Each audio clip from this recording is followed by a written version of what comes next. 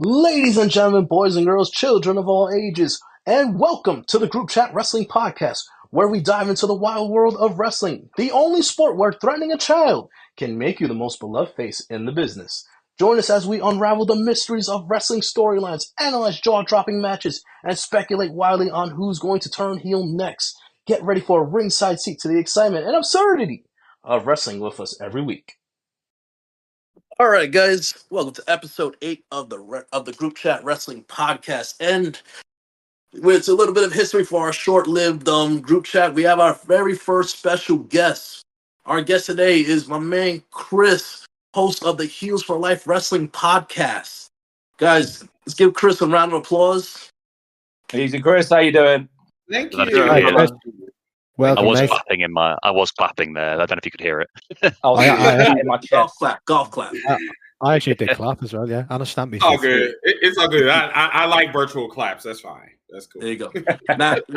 Now, Chris. Like, what's funny is that, like, you know, we're going over our topics for recording, you know, today's topics like yesterday, and it wasn't until to be honest, we didn't have an idea of like any guests coming on today. But when the Swerve news came out, and then not of his contract extension, but also the reactions of the reported reaction from WWE headquarters on the contract extension, I was like, yo, I already know. First guy I need to bring up on here is my man Chris right here, because you know we touch on everything in our TikTok live chats and your cookout sessions all the time, straight shooter. So let's just get right to it, Chris.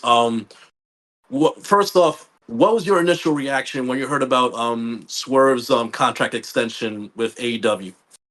Well, first, Swerve, like literally like 2 years ago when he came into AEW, he basically said that I'm here to be the best. Like nothing more, nothing less, just plain and simple.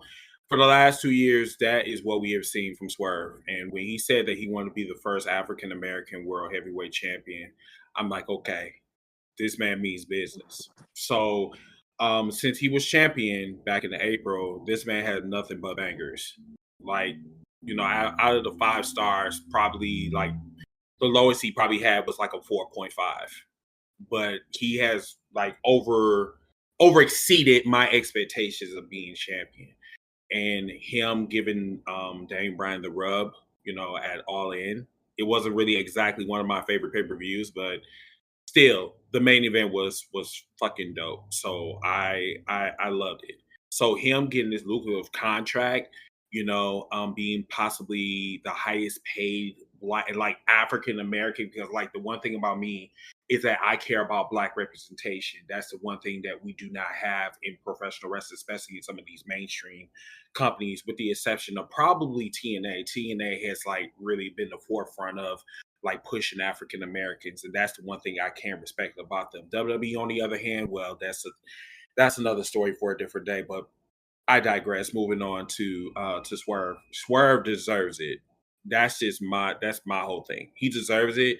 I don't know why people on the internet is bitching and complaining, talk about, oh, well, this is bad for the industry. I think the reason why they're bitching is because a Black man is getting paid more than anyone in the industry right now, and WWE, or more so Pinocchio Triple H with the long nose, because you know that he's telling a lot of nose extends. But whatever. But yeah, just to kind of land my plane with this, like Swerve deserves it, and that's simply the bottom line.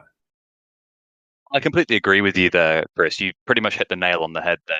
And another thing that I think people often overlook is that in contracts in like professional sports, for example, take football, for example. Sorry to drag it back to football again. We were talking about it before we started recording. But when you have a club, a player for a particular club, the club itself determines that player's value.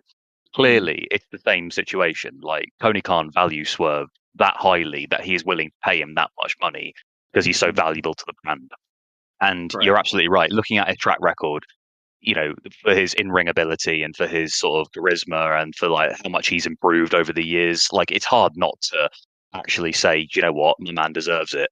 And it's just quite ironic, really, that people are sort of using this as an excuse to just shit on AEW and think, well, he's not worth it. He's not worth that.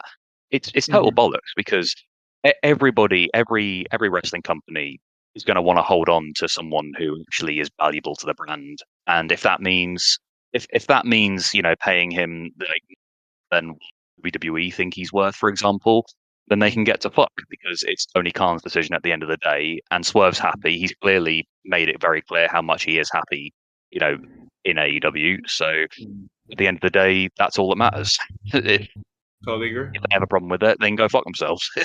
Exactly. And the biggest issue that I have is like I can't stand these moist journalists that's online.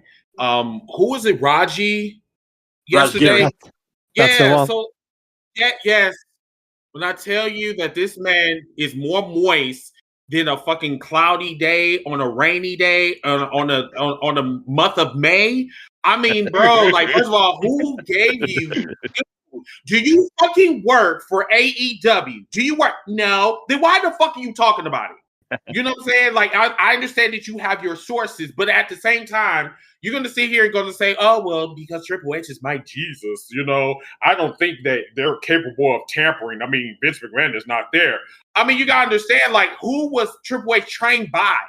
Vince McMahon, right? So, of course, the bed bugs is still going to be in the bed, right? So, of course, Triple H he always been sneaky. That's why I don't understand about people. People think that just because Triple H is running WWE now, or he's the officer, the chief of content or whatever, doesn't mean that we should just ignore what Triple H have done in the past.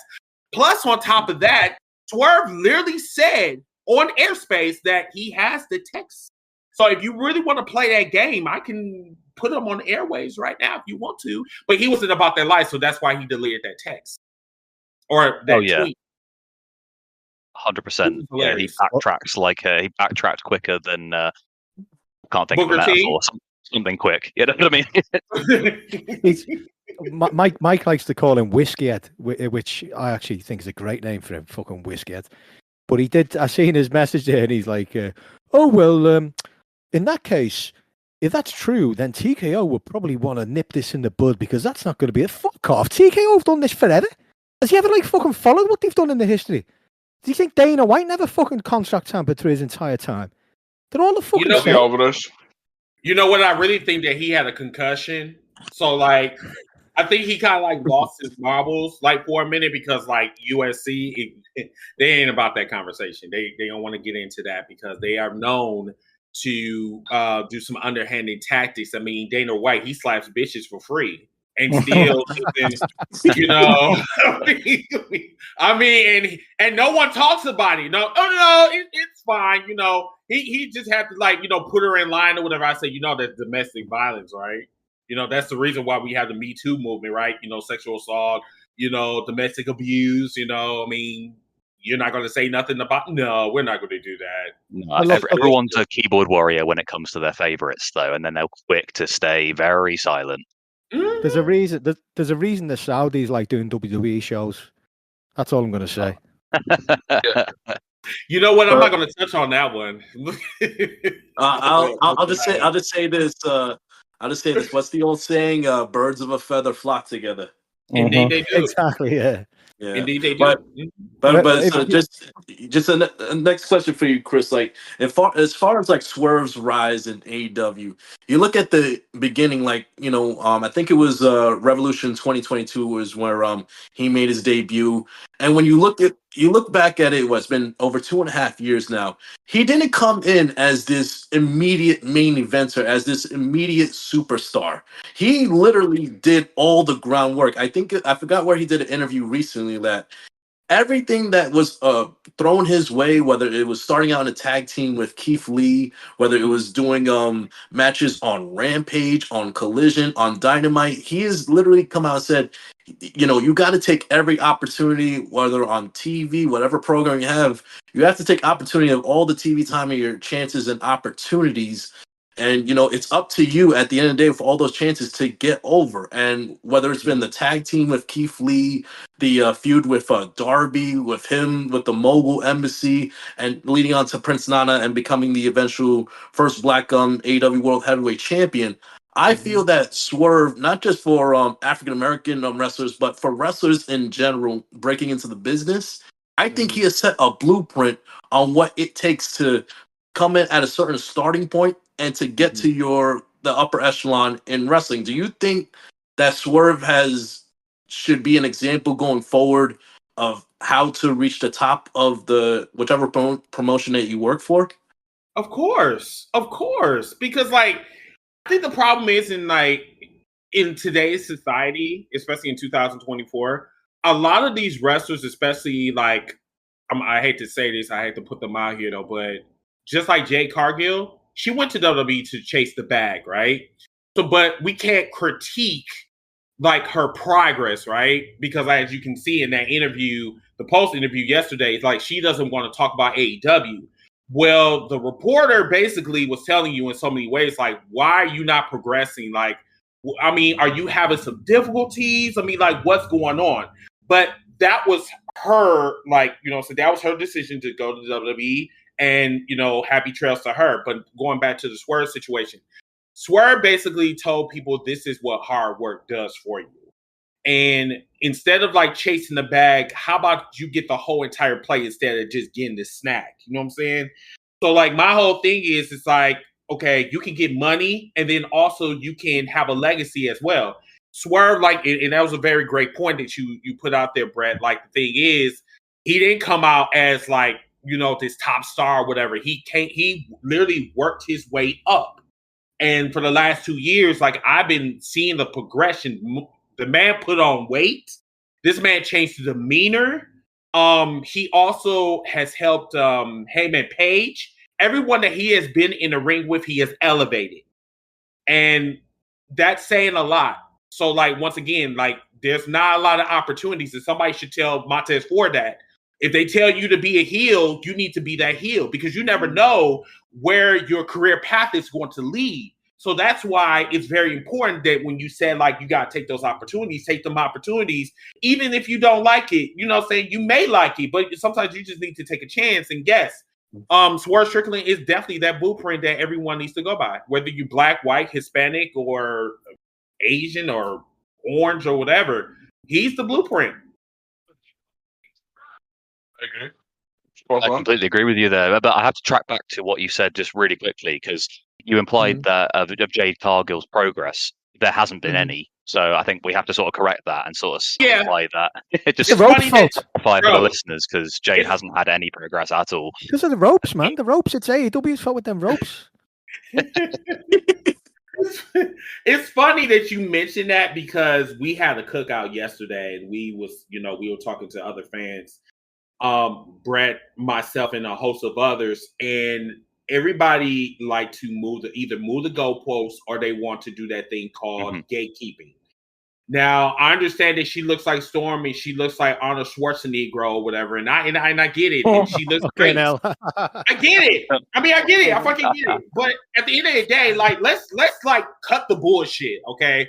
She is a horrible wrestler, and that's about it. Did she progress when she was in AEW? Yes. But then when she went to WWE, it's like she just forgot what she learned, and it's like we're back to square one.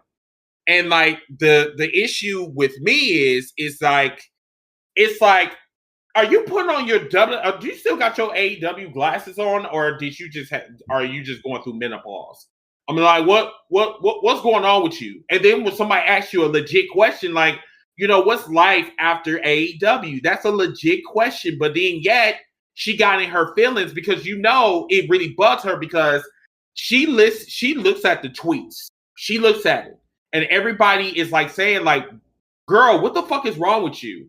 Like, why in the hell can you like do a outside moonsault or whatever? I mean, as you seen yesterday, if you seen the Bachelor Berlin, instead of like, like going on the rope or whatever and doing like this clothesline or whatever, she did the hit, she did the flip, into the ring or whatever because she's like, you know what, fuck this shit. I'm not taking no risk like what happened in the last pay-per-view, whatever, when I crashed and failed. Yeah, you know better. So Jade, like, once again, like, it's just I don't know about everybody else, but I'm over Jade Cargill. I'm over her. I'm over Bianca Belair. I think both of them are a train wreck. You know what I'm saying? I just feel that way. I think that Bianca is just there just to do mommy's daycare with Jade Cargill. She's no better than LeBron James. I mean, you've seen what LeBron James is doing with his son. He going after everybody on the internet that goes after his son. I say, well, first of all, no one told you to say, well, I demand that I want my son to play with me. I'm like, if you want that father and son, like, you know, quality time, I mean, you can do that offline. You know, you can do that, right? But it just seems like, it just seems like Bianca is playing babysitter instead of, like, you know what I'm saying? I don't know. It's just weird. It's weird how she's booked. Yeah.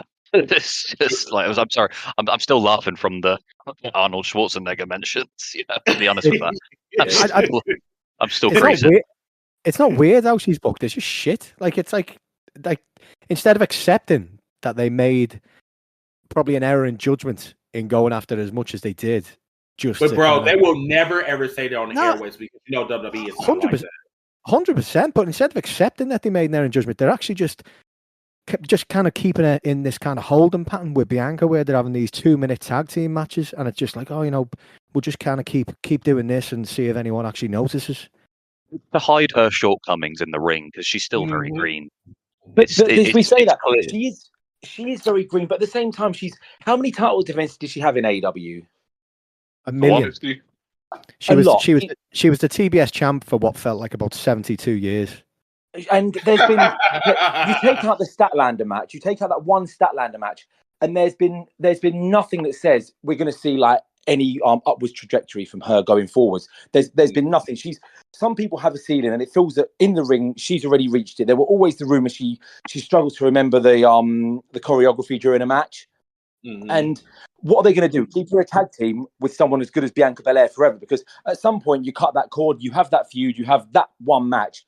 Then what do you do? That's the thing. Like, do you commit to her going forwards, or do you just hold your hands up and say, yeah, this isn't going to work? But then they've had other people that they've kept on the scene for a long time that don't have particularly good matches. We know that's obviously not a WWE priority. It's more about presentation, merch sales and whatnot. So there probably still will be a place for her, and it will probably just be she's a powerhouse who does the same kind of match for a couple of years. Sounds like Goldberg.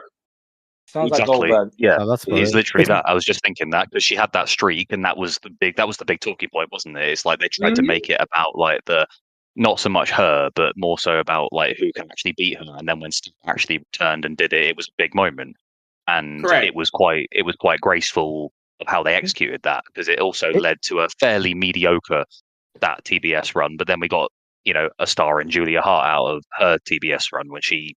I think she won it off of her, or she may have won it off of her. She won it. She beat a Statlander. Yeah, she won a 3-way, didn't she? Didn't she beat someone else? Right. Yeah, she beat Statlander. I think it was a 3-way with Statlander and Willow, I want to say. I believe so.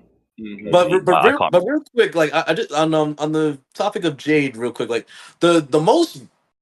Talk about, you know, you guys make valid points on her in-ring ability and everything, but at least in AEW, like, you know what Tony Khan did that I haven't seen Triple H or anyone in WWE do with Jade yet? They haven't given her a microphone yet.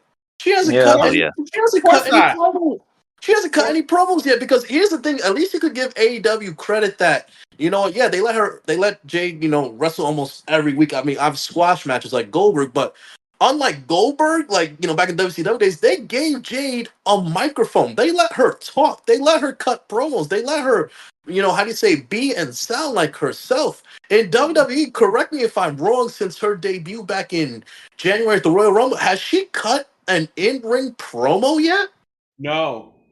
Not one promo to show off. Like, I think the worst thing, and like, you know, I don't even like fault Jade for this. The worst thing that WWE has done for Jade, they are starting to make her feel like, besides her presentation, once the bell rings, they're making her feel like one of the other girls, and that's one of the worst things you could have done with Jade, because Jade, as far like as much as her shortcomings in the ring go, like yeah, they're pretty obvious and evident, but at least she has this presence, she has this aura, she has a different attitude, that when she was presented in AEW, but now in WWE, it's like I think you said, she's in a holding pattern right now with Bianca. Like we haven't seen her turn loose, like personality wise, like on the mic. Like what do the WWE fans really know beside of Jade Cargill outside of the ring? What do they know about her? Like they don't know shit. They don't know a goddamn thing.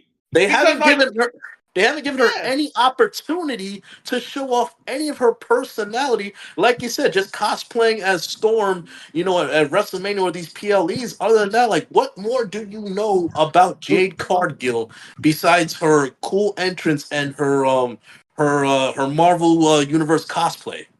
They knew that she was in AEW, and that's all they fucking cared about, to be honest. It's a win. It's a win, boys. We got one. That's right. All it was.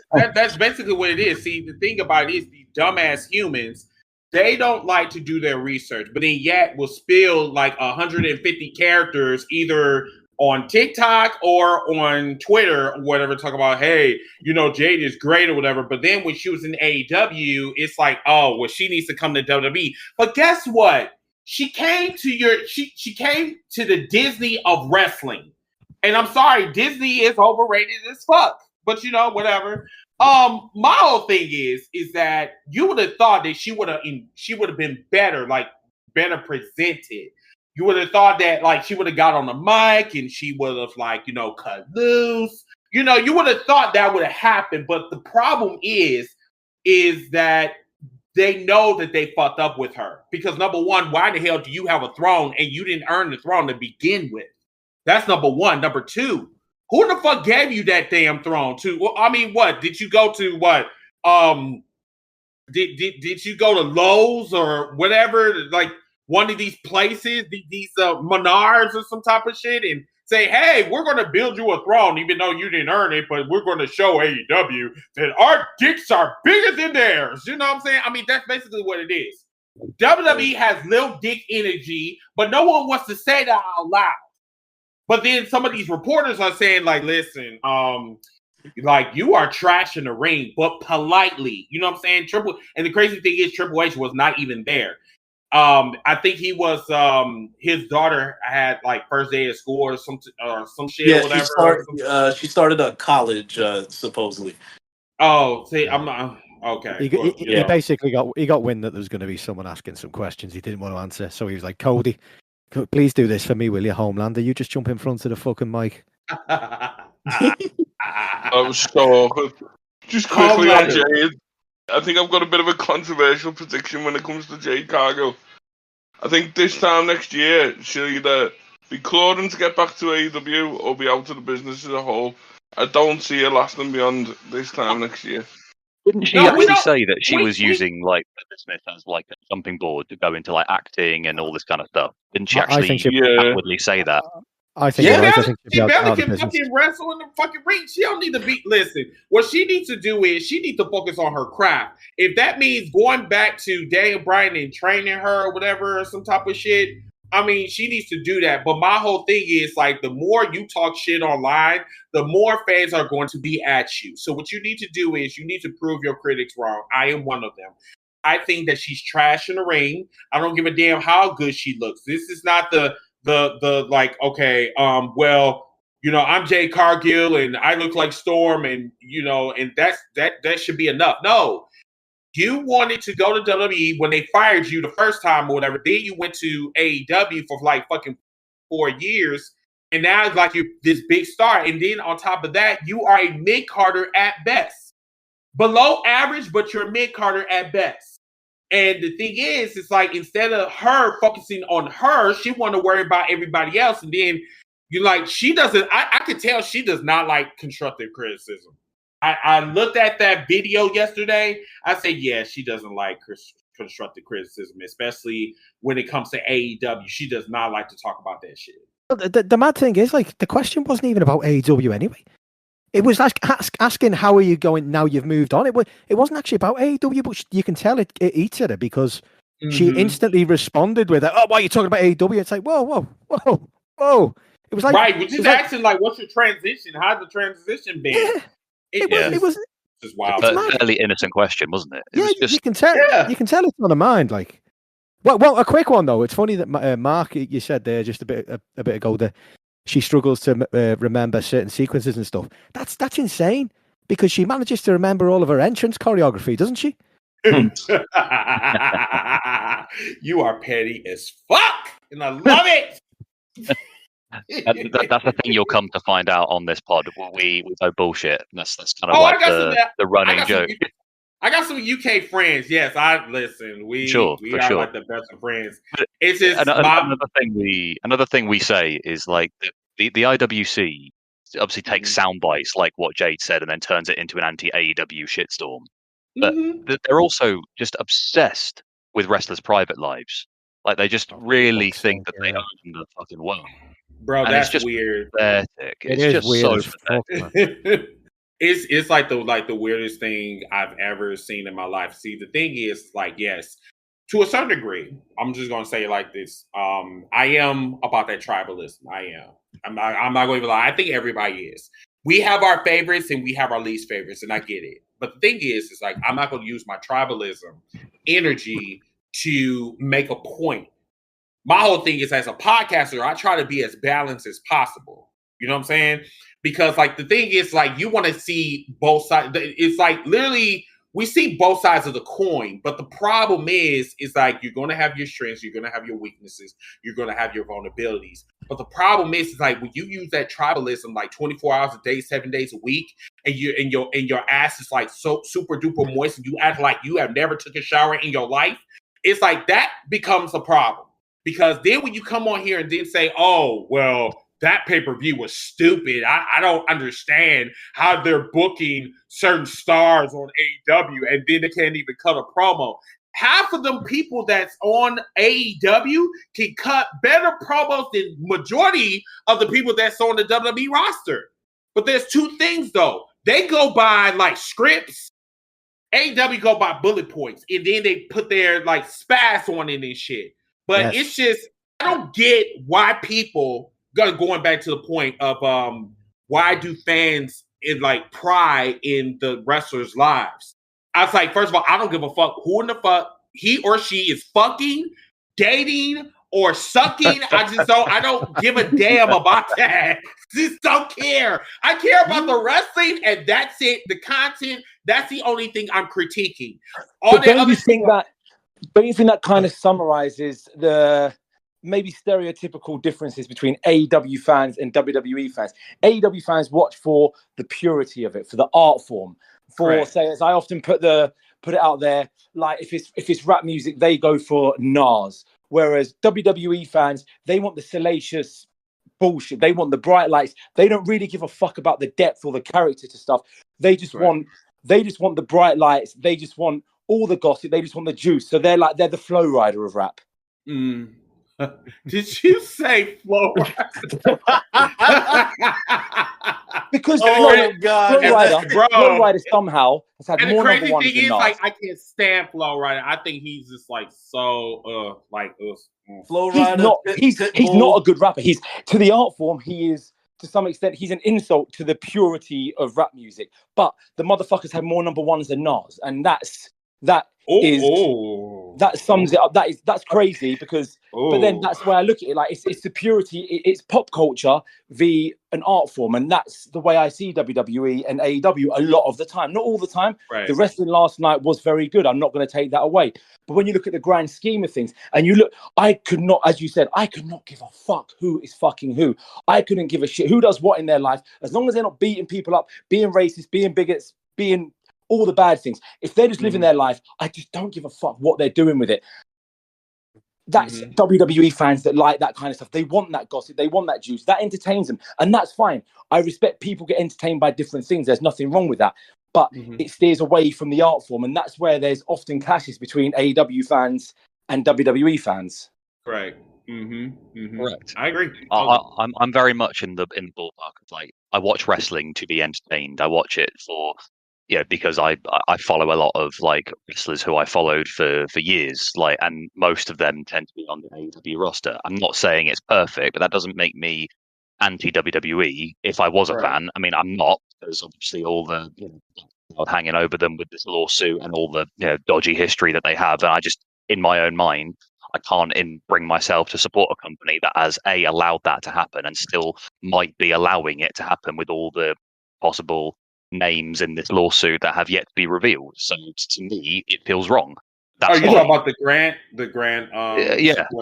It's the lawsuit and all the other shit around it as well. Like it feels wrong to me. But at the same time, everyone's entitled to like what they like.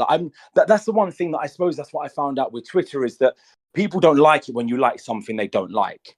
Indeed. That they hate that. They hate the amount of times I just do stuff. I type something that is just all I'm doing is saying how much I've enjoyed something. People will then again they'll bring graphs and metrics to me telling me about how I shouldn't be liking it because it's not getting the same kind of ratings. But and that's one thing that surprised me when I first started like fucking around on Twitter is how upset people get when you like the company they don't like. And one thing I do find is that AEW, when there's a pay-per-view on this, like going back from Full Gear 2022, barring a couple, the pay-per-views have been a minimum of 8 out of 10 the vast majority of the time. A couple of 10 out of 10s in there as well. And when I go on Twitter after, I just see a lot of happy people talking about how much they enjoyed the show. Whereas when WWE do something, I often go on after, and if the show's been a fine, a 7 out of 10, they don't really go above that too often in terms of the in-ring quality, from my personal opinion. But then you go online, and straight away, it's just it's people like doing, I've seen enough. Then they'll show like the Bash at Berlin thing with like that big fucking better than sign, and then an AEW poster. It's their automatic reaction is to try and make other people unhappy rather than showing happiness themselves. If that makes sense. I agree. Definitely exists on both sides, because there's lots of AEW fans who do when it's like as a way to sort of say it's better than WWE, and it's you're entitled to your opinion, but just really cringe, and it just creates this whole divide, the whole narrative that you're not entitled to like what I like, and vice versa. It just creates this just constant stream of negativity, which is why I just try and stay off Twitter as much as I can. But then other times you get like these little snippets, and you just can't help but sort of bite, and it's sickness, really, to be honest. Yeah, man. Like I used to do. That's where the cookout originated at. Actually, on Twitter. And I tried to build a community there. Because we had a big following. We had like at one time we had like almost I think we had like about 300 people at one time, and it's just like people couldn't stand what I was doing because I brought comedy. I brought a sense of like relief, like, okay, what I'm saying, like he is biased, but then he's balanced. But you have those like anti AEW fans that wants to shit on everything that you say, and then wants to like spread that negativity around. And I got to the point where I just got tired of it. I just got really, really sick and tired of it. And I'm the type of individual I say, listen, if you got a problem with my takes, you can also DM me, and we can talk about this shit offline. That's not a problem. But the issue is like what the gentleman just said. He said that WWE fans like the drama. WWE fans are just drama queens. But then you do not want them. They do not want you to come for their scalp. But me, I don't give a fuck, because I'm going to do it regardless. Because if I feel that you're quoting something and this shit is not even factual, I'm going to come for your fucking neck. That's what I'm going to do. Because I really feel that if you're going to say something, you need to have facts to back it up. Yes, everybody has opinions. I get it. It's subjective. But if it's not factual, and I know it's not factual, then it's up to me. Because if no one's going to do it, I feel like, okay, well, you're lying, and I'm going to prove you wrong. And if you still got a problem with it, well, you can seek your therapist. Absolutely. They're not the only ones who like the drama, though. The fucking AEW fans the last 2 days with this pile on and Brit have been fucking insane. It's fucking like now she's. You don't know if you've seen this. Like she's off the poster. Oh, hopefully Tony's fired. Fuck off. Oh, Cards are off the poster. So I'm gone as well. The Bucks are off the poster. Are they all gone? They're fucking nuts.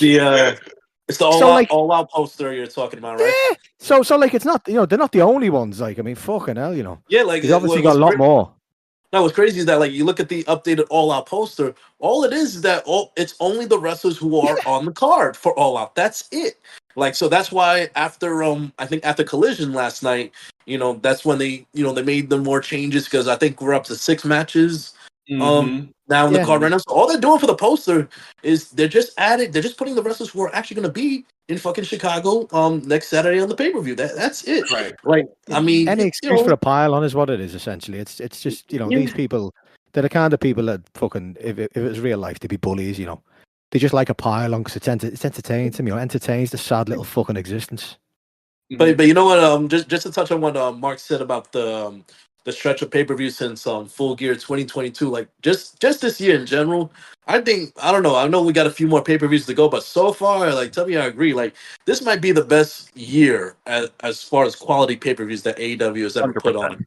Like yeah, by far, yeah, man, they have killed it this year, bro. Oh my god, like you start the year at Revolution, in which Revolution has 2 things that are still like it still has the match of the year in my opinion in Ospreay and Takeshita, and it has the moment of the year with Sting's retirement. Like that pay-per-view, I think in my opinion that's still the pay-per-view of the year. I agree. I agree with you. I agree. Totally agree. Dynasty. Can I say this? My opinion on this, what you just said there, picking back up on it. I will go as far as saying again, my opinion, no more. This is going to potentially be the greatest calendar year of pay-per-views by a company in North American history, and that will be beating out AEW's 2023. Yeah, I would also add as well what Mark said last week, and we all agreed with. It's arguably the best run of Dynamites they've had. Like people always go, let's go back to 20. No, this is arguably the best run of Dynamites they've had. They're on fire every Wednesday at the moment in terms of the quality of the TV show and the quality of wrestling that's on. That's it. But people are very quick to obviously, as we alluded to earlier, about jump on the fact that they didn't break 1 million. Like fuck off, it doesn't matter. I don't care. If I'm watching a wrestling program, I don't care what number it draws. It doesn't mean anything to me as a fan. You're absolutely right. You're absolutely right, because I'm glad that you made that point, because you can have 2 million and still have a fucked up ass show. Yeah. Exactly, yeah. Well, we see you look at the shows from WWE in like the mid-2000s, they were still drawing like close to 2 million. It was fucking arse. Like it was just dog shit TV that if you watch back now, it's just that you think I wouldn't watch this but it was the only option at the time, really, apart from maybe TNA, which was not available to everybody, at least not in the UK as readily available. But it's just this constant ratings chat is doing my fucking head in, and that's why I just don't engage with them. I just can't wait for this TV deal to be announced, so then they can just shut up, and hopefully it just all goes. Well, yeah, they probably won't. Oh no, you seen those memes? You seen those memes of people literally moving the goalposts, like whether it's the goalposts or the soccer, or the soccer post. Like that's literally what's gonna happen when that announcement comes out. And like you said about like ratings, don't equate equality. Like let's go back. I think maybe a year or two ago, Raw was doing over 3 million viewers a night. On average, they have lost almost 1.2, 1.3 million viewers to today. But you could make the argument that the product on Raw is way better than it was last year, or 2 years ago, or 3 years ago. I agree with that. I can agree with that. So so when WWE fans use the whole you didn't hit 1 million or whatever, or you didn't hit 800,000, motherfucker, look at your product. Like literally, go back to 2019. I saw a graph that they were. At 3.5, 3.6 rating for Raw, and remember 2019 was utter dog shit all over for WWE. Fast forward to 5 years, the product, whether we like it or not, like is way better. Much better. Is way better, and the rating is cut in half almost. But the easiest way for me to look at this is you ask any any hardcore WWE fan, what show is better, Monday night or Friday night? You won't find a single person that says SmackDown is better than Raw. Raw is objectively a significantly better show than SmackDown on every level. Yet it gets between 500,000 and 800,000 fewer viewers every single week. Ratings do not equate to quality. Ratings equate to convenience. They equate to familiarity. And they equate to being popular. Popularity is not a sign of quality. It never has been. It never will be. We can use the boring old McDonald's to a fine steakhouse comparison, but there is an element of truth to it. People tune into SmackDown out of habit more than anything. I've seen my wife do it. I've probably done it. I've stopped watching shows because I'm just used to watching them, whether it was younger, growing up watching a soap, whether it was watching Family Hour, Simpsons after it way past its sell by date because I was used to watching it. It's not a barometer of quality how many people watch a show anymore because, and again, any WWE fans that says it, all I say to them is SmackDown and Raw, just look at the difference there. Real quick, like Chris might get this reference, like maybe you guys will too. Like football season's about to start. Like the Dallas Cowboy games, they get the highest viewership every week. They're not the best fucking team. Man United get the best viewership in England. They're going to be in a relegation battle this year. So that's a fucking train wreck, yeah. Like the Dallas Cowboys are literally like Raw. Like no. Let me take that back. Dallas Cowboys are equivalent to SmackDown. I say SmackDown gets like, you know what I'm saying, like they get like probably like I don't know how many viewers or whatever, but the quality is trash. Everybody wants the quantity, but the quality is just questionable. So that's why it's very important for people to understand it's like you can have the most high rated show, but like what my brother just said over there, he said the ratings really is really based on familiarity and popularity. And I'm glad that you brought it up. That is a very good point because a lot of people do not like to break it down to what ratings are really like. You know what I'm saying? Like, you know what I'm saying? That's why WWE has been, WWE is like the highest rated show, you know what I'm saying, on Mondays and Fridays because people are familiar with it. So, it's popular. WWE, I'm not going to say WWE is hot right now. WWE is like, it's popping, but it's not hot. But people want to say that shit because they're, they want to stroke, they want people to stroke their ego. I'm not doing that shit. That's it. It's just like, it's also indicative of a dying cable industry because most people nowadays don't watch live TV. A fair few still do, right. As we said, out of habit, out of like convenience. But most people, certainly in our age demographic, like watch streaming services. They watch stuff on demand, and you look at the transition from cable to streaming. Wrestling, even AEW especially, is actually, it's moving less. Like more people are tuning in to AEW live than they are the rest of cable, if you like. I don't really know how to sort of quantify that in words because it's a bit sort of technical for me. But it's indicative of which people are very quick to ignore because it's kind of like, as we said, it's the IWC creating arguments for the sake of creating arguments.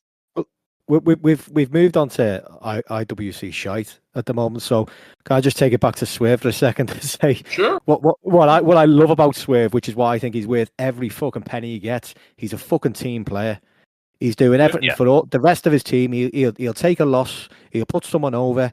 He works his ass off. He does all the media interviews that they throw in front of him. He'll go anywhere. As he said, he'll go on any show. He'll team with anyone. He's a team player, and that's what you need. You need someone who's going to work for the betterment of the colleagues and the and the team. Basically, not these people. Richard Sharks who sit there crying their ass off. People like that. No, fucking Swerve gets off his ass and he works, and if it's not about him, he'll put the effort in to make it about somebody else. And that's what we need with these kind of people in this situation. And so I think he's worth every fucking penny for that reason.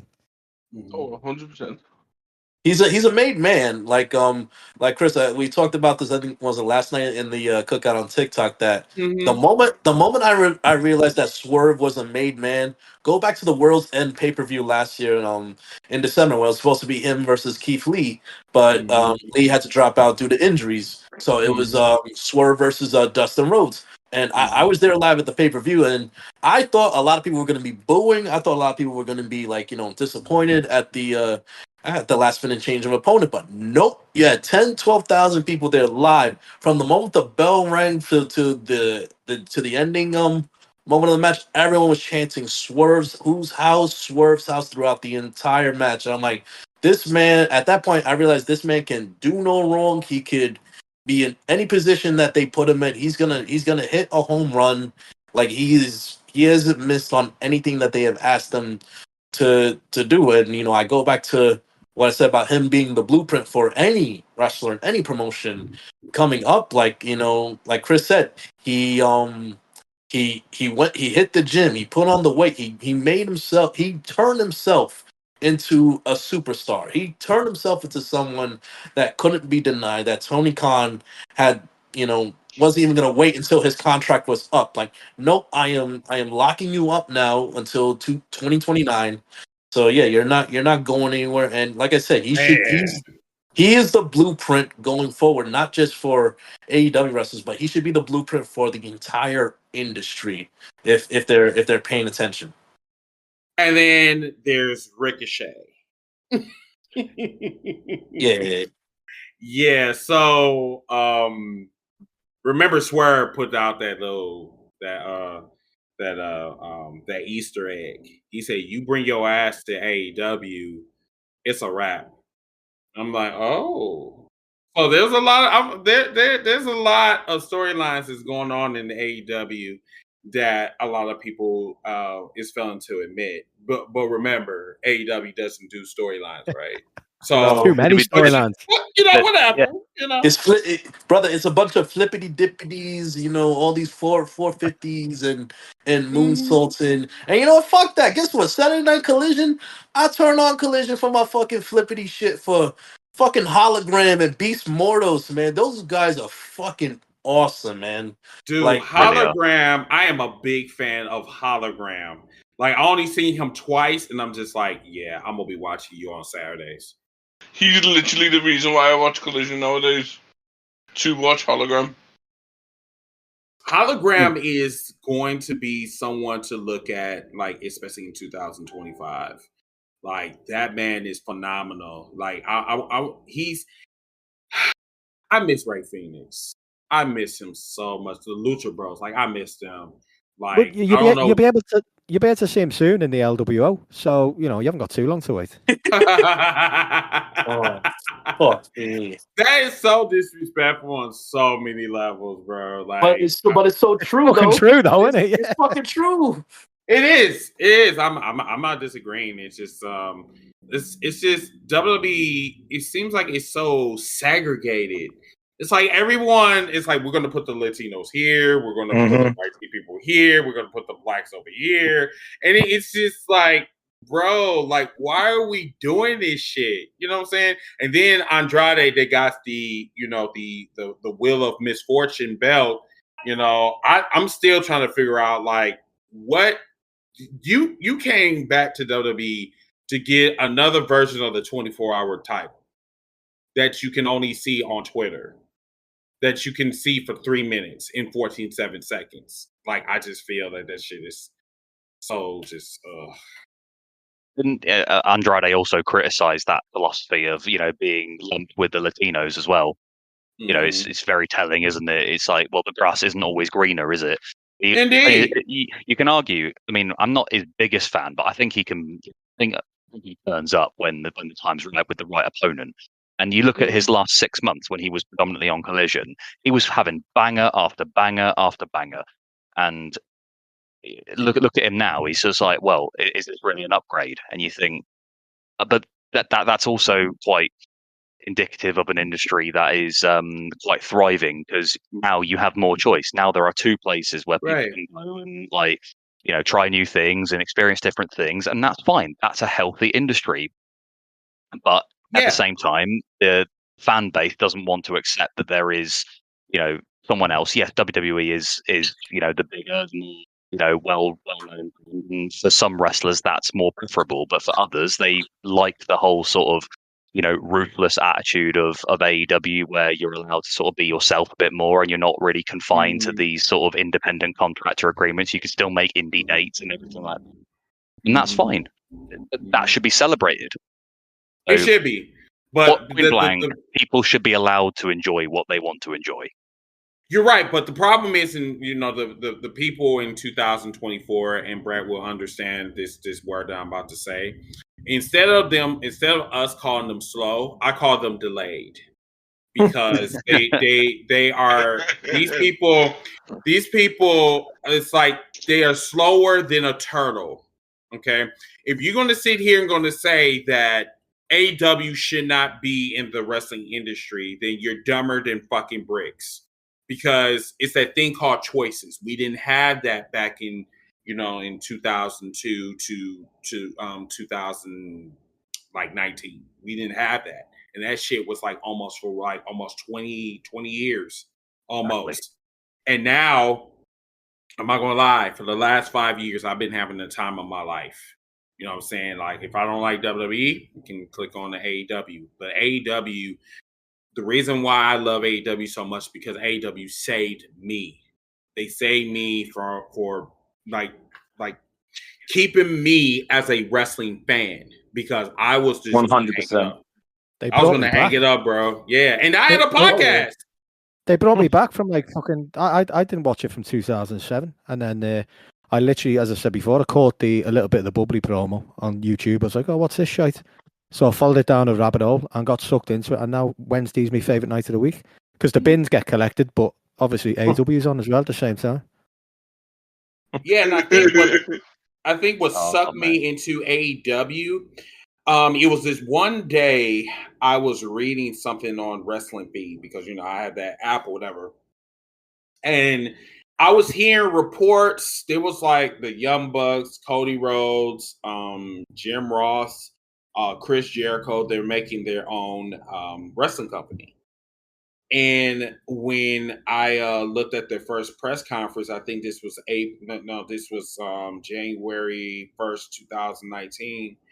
And I looked at it and I got sucked in immediately. And I went to their very first show. I went to Double or Nothing. And I'm so mad that I couldn't go to Double or Nothing like 5 years later, because I had some financial shit that I had to deal with. But AEW, when I went to that first pay-per-view, and I was just like, I need to know for myself. I need to know what kind of company this is. I said, this company is going to be special. And I was right. And you know what I'm saying? Like, when you look at a new company, you don't know what to think. Like, you don't know like what to expect. I didn't think that AEW was going to get this far. I'm so serious. I never thought in a million years it was going to exceed all of my expectations and then some. But this is what we need. We don't need just WWE fucking marks and dumbass people that just, oh my God, I watch WWE like it's porn. It's just. But some of them do, though. A quick one. You did mention about Andrade and how he's being used, but like, you forget that he's basically the new Steve Austin. Not Stone Cold Steve Austin, the 6 million second man. There he is. Really? That's a joke for older people who might get. I know. I caught it. I got it. The other Steve Austin. Oh, so you say that the 6 millisecond man? That's what I call him now in his fucking speed championship. So are you saying that like we can rebuild him? So you're saying that he's still trying to find his way home? He's still on the yellow brick road. Essentially, he's just being fucking. He's been thrown into the speed vortex, if you like, and that's it. Speed vortex. Well, he gets a hell of a lot of views on Twitter, so That's funny as fuck. All right, guys. So we're gonna move into the questions, our fan question portion of the episode right now. We ask you guys weekly to go onto the GWT podcast at Twitter to send us weekly questions. We'll give you a shout out, and if we don't get to your questions, we'll try again next week. So our first question is from Gavin Cook at Sir Gavin of Cook. Do you think OC, as in Orange Cassidy, gets an eventual run with the world title, and how do you get to that stage? Well, if we're going in order, then that's me first. So, yeah, I mean, firstly, I think he deserves a run with the world title, but certainly not yet. I don't think, in terms of you look at AEW's like main event stars right now, and I don't know where Orange Cassidy fits. you got people like, obviously Okada is debatable whether he would be world champion material, but I think he could be. Osprey's going to win the belt eventually. I think maybe Switchblade, maybe Swerve gets another run. We've talked about him a lot. I think he'll get another run with the belt. And so you look at where OC fits into that. There's plenty more missing, I'm sure, but as to whether OC is ready for that yet, not for like 3 years. But I think he needs like a really defining feud. Like he can have. We've seen he can have like a great match with like literally anybody, based on his international title runs. And I think if he's going to get to the world title stage, it needs to be sort of prominently featured. He's not going to get the rub from someone like Jericho, I don't think, or Danielson maybe, maybe someone like Samoa Joe, someone who's bigger than him, who can sort of point out his weaknesses, and sort of he we know how popular he is. He's one of the most popular guys on the roster, but it's I think give it 3 years and we might see a different side to Orange Cassidy, and I think he really needs that star-making feud. To be honest, that's going to be pivotal to him getting that world title run if that ever happens. No, is my answer. It's not nothing against. I think he's amazing. His international title run was incredible, but I just think the roster's too top heavy, and there's too many, and I just don't see it happening. I just don't see a path to it at all. So short and sweet there, but no, I don't think it will happen, unfortunately. I'm gonna side with Andy on this one, but slightly differently. I don't think he ever wins the world title, but I'll be honest, I don't think he ever should. If it was up to me, he'd be AEW's Tommy Dreamer, and he's that super over babyface in terms of ECW more than WWE. I thought you meant defending people swinging the dick around, but whatever. Oh no. Yeah, I'd have him be AEW's Tommy Dreamer. Get close once or twice. Maybe even going into my idea from last week, with someone wins the title and immediately gets cashed in on, for lack of a better term, from the gauntlet match, and loses the belt that way. But I'd literally have him never win the belt. As long as he doesn't need it. As long as if he's your Tommy Dreamer, he doesn't get stuck up doing a radio show with a fucking cunt like Bully Ray. Because I wouldn't wish that on anybody.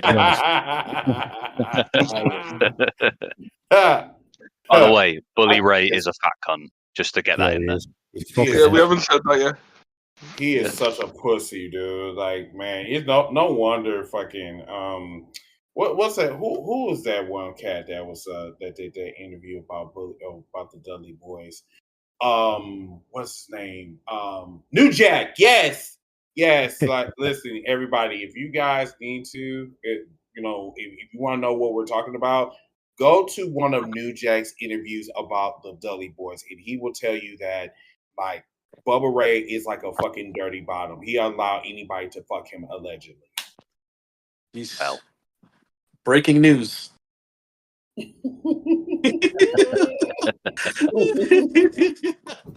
And I'm not talking about like literally like fuck him. It's just like he'll just say, hey, I'll do anything for a donut. You know what I'm saying? Type of shit. You know what I'm saying? I need to lay off donuts. Bully Ray does, to be honest. The New Jack interviews, they're definitely worth listening to, everyone, by the way. Like, just a quick one, because he talks a lot about his previous life as a bounty hunter, and it's fucking crazy. But anyway, yes. Yeah, let's crack on. Brett, I think it's you now, Brett, mate. Yeah. Short answer, no. Just because you look at the main event scene in AEW, I mean, my God, like, obviously you got Swerve, Hangman, Okada, Jay White when he comes back, MJF, Osprey when he drops the international title. I mean, the list goes on and on. It's almost in double figures. Like, you can make a list of maybe 10 guys deep of who could hold the world title in the next 3-4 years. And I don't know how long you go until you reach Orange Cassidy, but you know what? That Tommy Dreamer comparison I think might be spot on for Orange Cassidy and AEW. Like, and also I just feel the way that he's just over with the crowd. I think two things. Number one, I don't think the AEW fans in the 5 years is something that we've been calling for, and I just feel the way he's over, like he doesn't need it. You know, I think he's one of the few guys, that you could say in the promotion that he doesn't need the world heavyweight title to reach the heights that he is at right now. Yeah. Yeah, I must just say, because like once again, like I look at Orange Cassidy as a mid carder at best. He is a main eventer. I mean, because like he tore the house down with John Moxley over the international championship or whatever. But it doesn't mean that he deserves I feel that he deserves a world title. But if I was booking him, I would keep him where they need him the most, which is the mid card. So he can go after the Continental, the TNT Championship, or the International Championship. So and you can still have like bangers, you know what I'm saying? The mid card section. But as far as like the World Heavyweight Championship, yeah, there's too many players in that roster. So yeah. Yeah, it's very hard to see how you look. I mean, how old is he now? He's in his mid-30s, I think, or maybe No, I late think 30s. he's in his late 30s. Actually, I think he's late. I think he's close to 40. You know, I've got a feeling he's a bit older than me even. So yeah, you know, I'd love it, but again, it's the right time, right place, right time, and I don't see how that's going to happen because again, realistically, you look in AEW and think there's too many potential world champions in the next 3 years. You look in WWE and think, who the fuck do you put the title on apart from Cody or Roman Reigns for the next 2-3 years, and Gunther as well? They do have a problem there in that they've got too many people you want to see have that run, and some people probably end up having really short runs. Now, Cassidy, it would be a beautiful moment, but it would struggle to be more than just a moment. If he won the title, you would imagine it would get brutally taken away from him very quickly. It would be a great moment, but it wouldn't be a long run because there's just too many other people. And again, it would feed into too many people's perceptions of AEW. Too many people would have a field day with, wrongly, by the way, but they'd have a field day with Orange Cassidy being AEW champion, and it would just add more fuel to the fire with the perception issues they already have. But I would love it, but I don't see it happening. He's 40, by the way. He's 40, yeah. All right. So next question comes from Hollow Mask at hollow_mask_2K. This is a good one. Should AEW start preparing to pull the trigger on Hologram and have him dethrone Ospreay for the international title sometime down the line, or that belt belongs, or who, if not Hologram, who should dethrone Ospreay for the international belt? Well, based on last night's collision, I think Buddy Matthews, to be honest. Yeah, my man put on a fucking clinic. I mean, Kyle Fletcher as well deserves a shout out there because he and EC had an absolute fucking clinic. But no, Buddy Matthews. Where was Black last night? Where was Aleister Black? I've no idea actually. Nowhere to be seen. Probably like having his back or doing MMA in his gym somewhere. I don't know. Right. Yeah, fuck knows. But no, like I was thinking this. You know, if they did it right, now that Buddy's like signed, like presumably semi-long term, he's the most committed man in the company. 100%. I think Grand Slam Australia, perfect time to put the belt on Buddy Matthews. Because him and Ospreay would, 6-star match right there. I think if you do it right, but I don't know. Buddy if they're going to do that, Buddy Matthews probably just needs to be given like a push. We've not really seen what he can do apart from like his stuff like in the ring, but like as a character, I think we just need a bit more from him. Whether they do that, I don't know. I'd love to see Buddy win it in Australia because you can argue that in WWE he had like a really, really limited ceiling. They clearly didn't really see a lot of value in him because he got released in AEW. Yeah, he's found a bit of a niche with the House of Black, but he's sort of been just the third guy for a little while. He's just sort of been overlooked a little bit. Just a guy to take the pinfalls. And, we can clearly see that Buddy has some gift of the grab. And it almost seems like Australia Grand Slam feels like the perfect time to do that if they do see him. But again, there are potentially thousands of others. Hologram is one of them, who could potentially dethrone Ospreay. I don't think he should personally. I don't think Hologram's ready yet. I mean, just have him ride this wave of like seeing him do on Collision for like the next like 2 or 3 months, turn banger after banger. By all means, he can have a shot against Ospreay, and I'd love it. But I don't see him dethroning Ospreay yet. It feels like he's not quite at that level to be a title contender yet.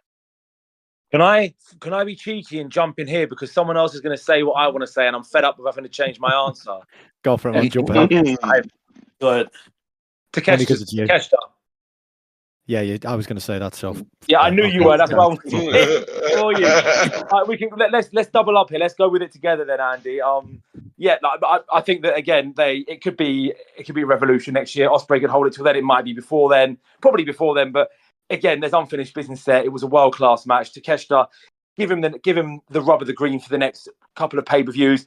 Give him the same. Like again, it was this time last year I started seeing what they were doing with Swerve. Like it was as soon as they booked the match with Page, I thought, right, he's going over Page here. This is the start of a mega push for Swerve.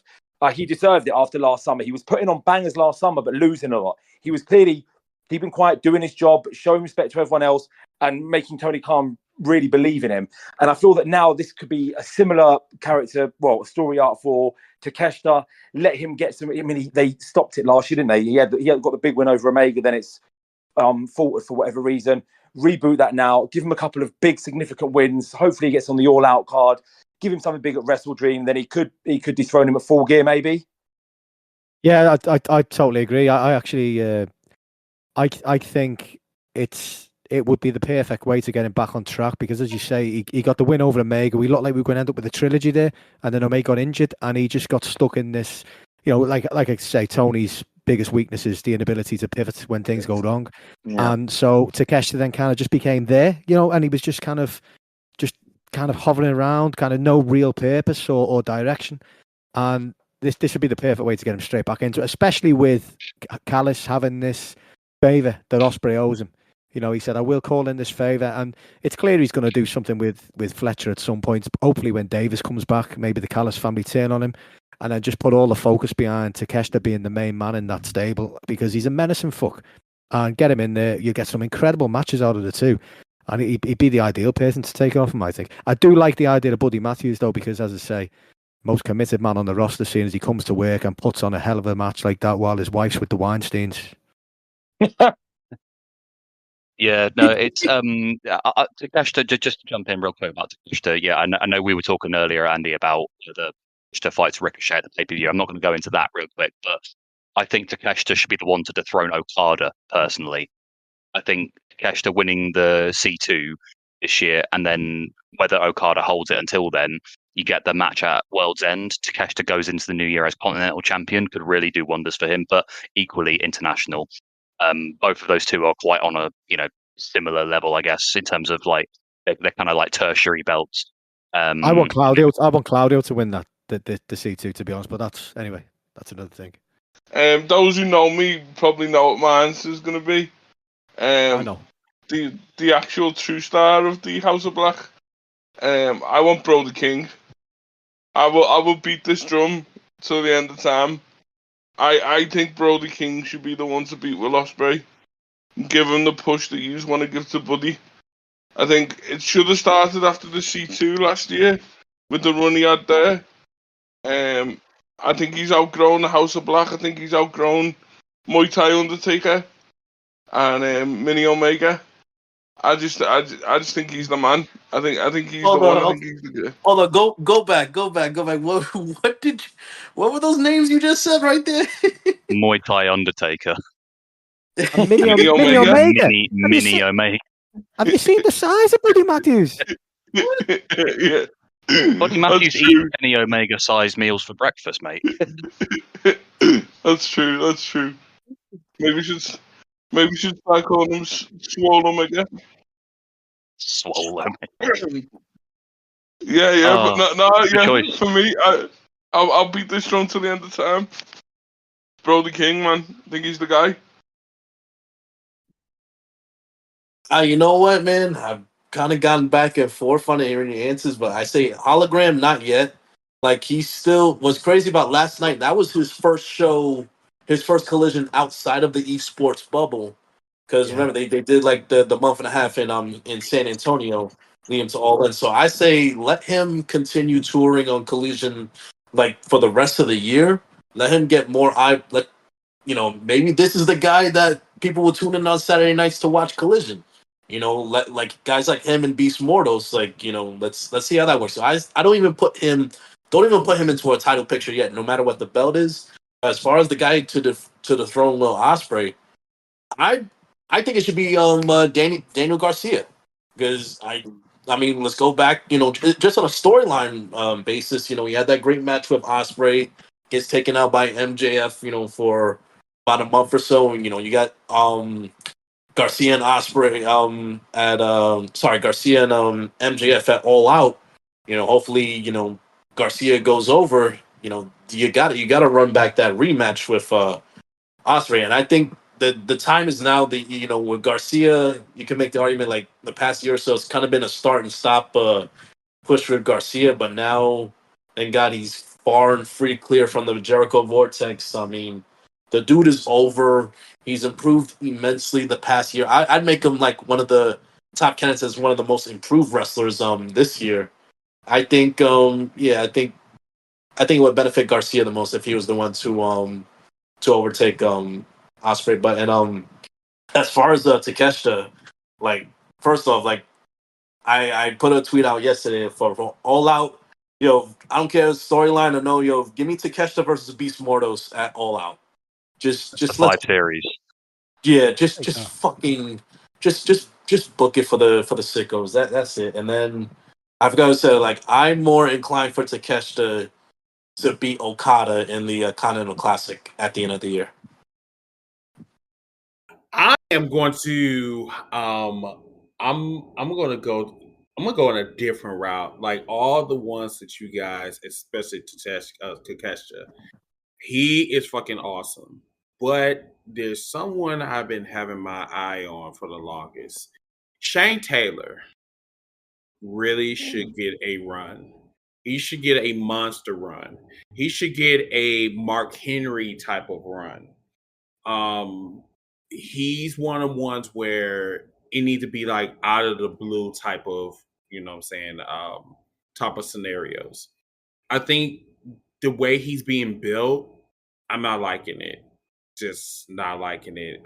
He's a former Ring of Honor television champion, but there's too much shit that's going on both in Ring of Honor and AEW that he can be utilized in one of those sectors. But the problem is like, we know how much of a beast Shane Taylor is. But the problem is, it's like, he's just not being built. He's not being booked. He's like not relevant right now, which bothers me a lot. But he's literally my dark horse. The person I really want, Daniel Garcia, most definitely. We can't have Daniel Garcia. He's in NXT, isn't he? Hasn't he gone to NXT? I thought he went about 3 or 4 weeks ago. That's what we were told, wasn't it? Yeah. Just to track back as well, I couldn't help. I wanted to let you finish, Chris. Obviously. No, I'm good. No, I land my plane. Yeah, I already land my plane. But I just wanted to say, I hope Shane Taylor doesn't have a Mark Henry moment and starts wishing bodily harm on Kairi Sane. I really hope he doesn't start doing that. Yeah, correct me if I'm wrong, but I think Shane Taylor might be hurt right now, because I've seen in the past few matches. Yeah, with Lee Moriarty, he's been coming out with him, but I think last time I heard, I think it was a month ago or so, that he got injured in a match. Because I remember he was cutting promos like a month or so ago in direction towards Mark Briscoe, maybe leading up to a Ring of Honor World Heavyweight feud. But I think it was yeah, I think it was during the summer. But I think in that 6-man match for the TV title he was in, I think he got hurt in that match. Yeah, in the last pay-per-view. So that's why he's been slowed down since then. Yeah. Yeah, because in the 6-man on Collision, was it last night Collision? I can't remember. In the 6-man on Collision, I'm pretty sure with Lee Moriarty, Ogogo came out, but Shane Taylor was nowhere to be seen. Ogogo at least came out on the entrance anyway, and then fucked off. Yeah. All right, last question coming from Mose. Okay, question. Time given the short time between All In and All Out last year, let's be honest, was not very good with build up and match creation. Also, Punk didn't help by skewing the narrative completely wrong. So the question is now, did moving All Out to a later time and giving 2 weeks, has that helped the build a better lead up? Yes, it has. It definitely has helped. I would agree that we do need All Out because it's kind of like a sentimental pay-per-view. It was kind of like the first one that they did post that original Double or Nothing. And Chicago's a good city for it as well. Like it always sort of draws like quite a good crowd as far as I know. But yeah, I think it definitely has helped. By having the extra week, because obviously we've got like 6 matches announced, and I think realistically, you could probably pick like maybe 5 or 6 more to add to the card, like maybe like Jamie Hayter and Saraya, maybe Moxley and Darby, maybe like FTR and the Grizzled Young Vets. And personally, in my opinion, I think Ricochet and Takeshita could have a barn burner. But then again, no. Neither can lose. No. Neither can lose. No, in hindsight, but for the sickos, just book it. But equally, having that extra week has like helped sort of a little bit more breathing room between All In and All Out. Because last year doing it like back to back in week was quite challenging, and all like the last year's All Out card got a little bit like really like thrown together. Like half the card wasn't really like that meaningful. We did get like we got like the Takeshita Kenny match, which was pretty sick as well from memory, and the Orange Cassidy Moxley main event, which was awesome as well. But yeah, I think this time around the extra week definitely has helped. Yeah, it's the extra week's been brilliant. It's Guy of the Police. Is that fucking Vince McMahon escaped? Is he? Come on. The extra week's been brilliant. I mean, like within a week, they've essentially built a pay-per-view already. So now we have a week to kind of add a little bit more meat to these matches and maybe drop a few more in. We also, I'm not sure, do we have the benefits of Dynamite in Chicago this week, or is it Collision? No, so it's in Milwaukee. Is it? Oh fuck. Yeah. What's the crowd like in Milwaukee? Because I don't know. I really want this. I want us to kind of keep on going with the big bill thing. And the only reason why it's not gonna. The only reason why I say that because it's in my city. I'm in Milwaukee. Will you just cheer for Big Bill for us all? No, not at all. Oh man. Not at all. No, I'm sorry. I don't care for Mr. Big Bill. Oh man, no. I need Enzo or more. I need Enzo needs to be there. I'm sorry. Just saying, he don't look like the same, bro. Like, I mean, I need that. I need his hype man to come back. I think they need to clearly pull the trigger on Big Bill and they come back to the UK. And I petitioned to Tony Khan to book Dynamite in Cardiff for 5 straight weeks. Yes, that would work. Yes, but no, but anyway, yeah. But I think it's been a great build. The extra weeks definitely helped, and I actually can't wait. I think the pay-per-view is looking fantastic at the moment, to be honest. And it's on a Saturday night as well, which is great. Yeah. Finally, and we'll get Saturday night pay-per-views. Like they're such a rarity back in the day, and now we get like for the rest of the year, all AEW pay-per-views are on. I thought it was Sunday. No, Saturday. Because remember they moved it to Saturday because the NFL season starts next weekend, so you don't want to put it on Sunday with the NFL games. Yeah. But, yeah, that's right. Do we have a Collision on a Friday now going up against SmackDown? Collision and Rampage are live on Friday. Yeah, they're in Chicago, I believe. That's gonna be interesting. Okay, we get going right up against SmackDown. It's gonna be a weird one. That's gonna be weird. Yeah. You know what? The ratings they don't tend to get that obliterated when they're up against WWE pay-per-views. I don't know against SmackDown. I think there's only one before, but again, I don't know. I don't see the crossover between wanting to watch an AEW go home show and watching what will inevitably be a 5.5 out of 10 episode of SmackDown. Don't worry. I don't really care, but I don't watch it. I don't even watch SmackDown. SmackDown is a terrible show. Like I find that hard pressed to debate. It's a bad show. I think it's been covered pretty much. I think the extra space has been great. Gives them time to build the pay-per-view properly and let everyone come down from the amazing show that was All In. That's a good. So good. That's a good shout. I'm Actually, still riding high from it. Yeah. The come down, because this entire last week has just been a fucking wreck. Yeah.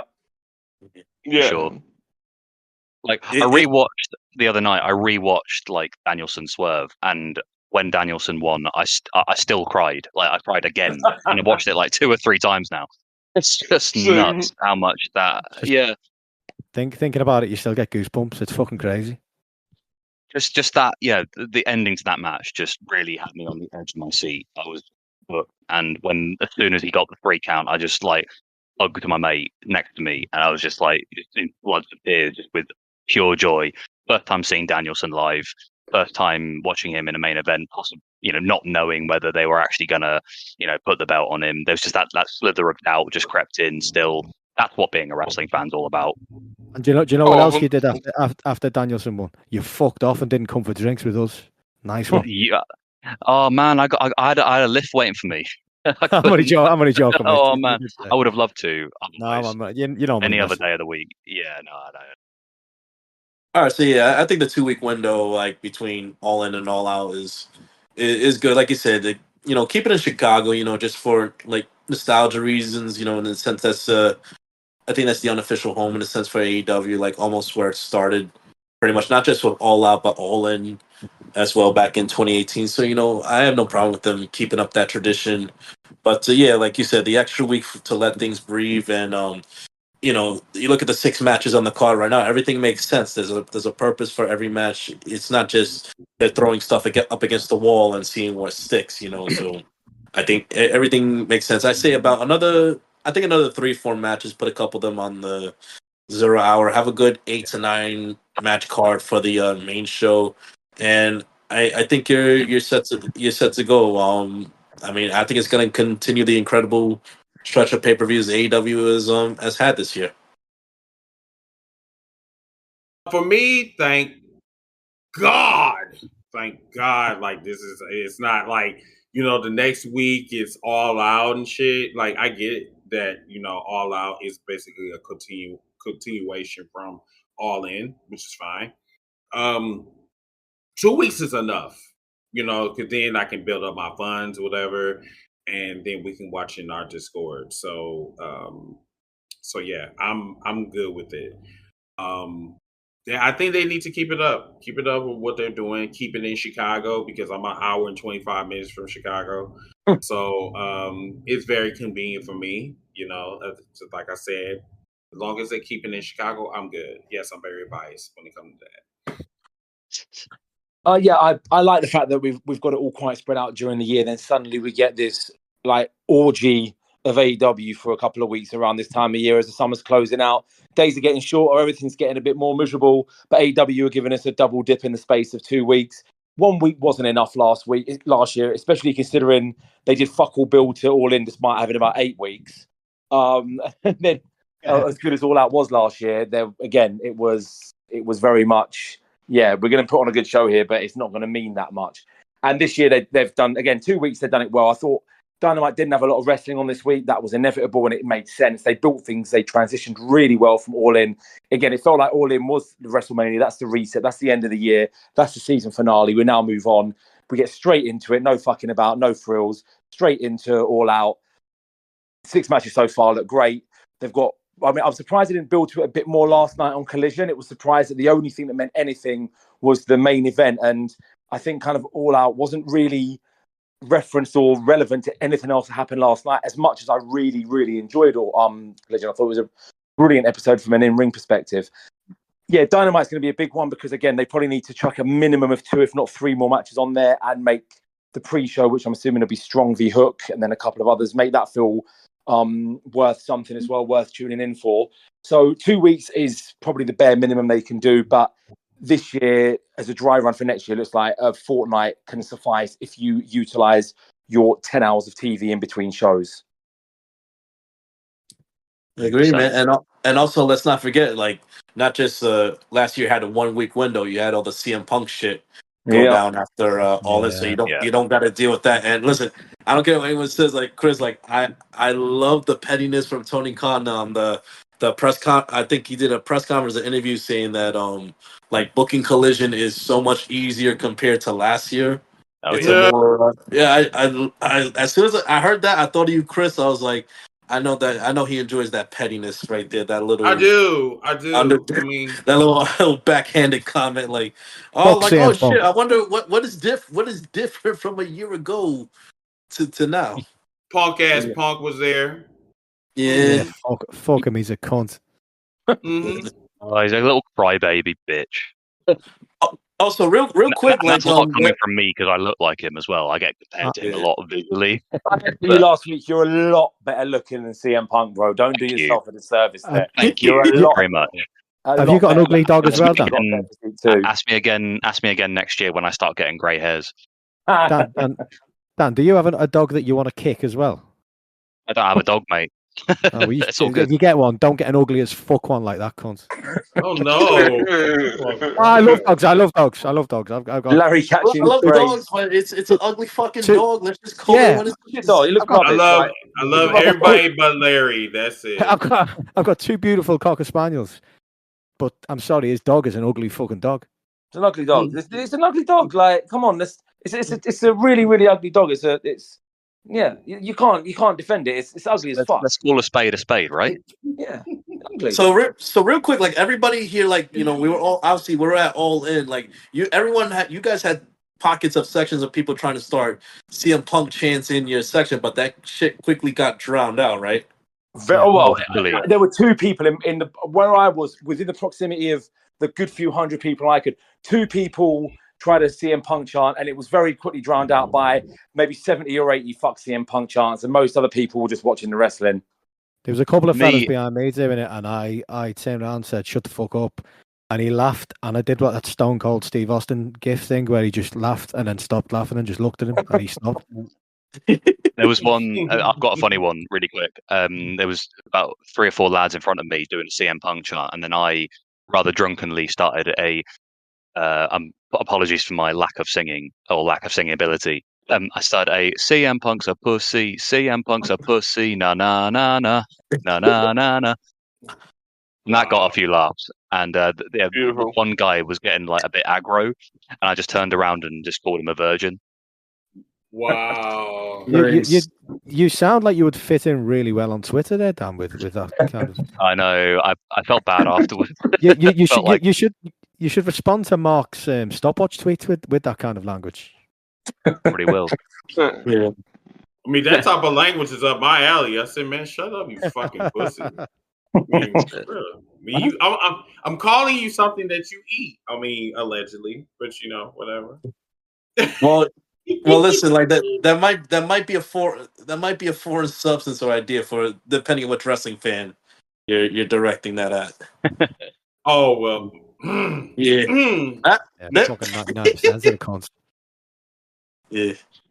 All right, guys. That wraps up this incredible episode of the Group Chat Wrestling Podcast. Once again, our special guest today, Chris from the Heels for Life Wrestling Podcast. Chris, thanks for joining us, bro. Thank you so much, Chris. It's been great. All the guys, before we exit, Chris, please plug your stuff. Where can we find you? What are you doing right now? So I'm doing multiple projects. So I am doing 3 the Hard Way with my boy, the Enforcer Antonio, and also WWE Hall of Famer Stevie Ray. We do that every other Tuesday on 7 o'clock Central, 8 o'clock Eastern on Stevie Ray TV. I also do Tuesday shows on TikTok called the Wrestling Debates and Catering with Hot Take Wrestling Podcast. My boy Joe. So we do that 9 o'clock Central, 10 o'clock Eastern. You can also follow us on all social media platforms. We do shows on YouTube on Sunday nights.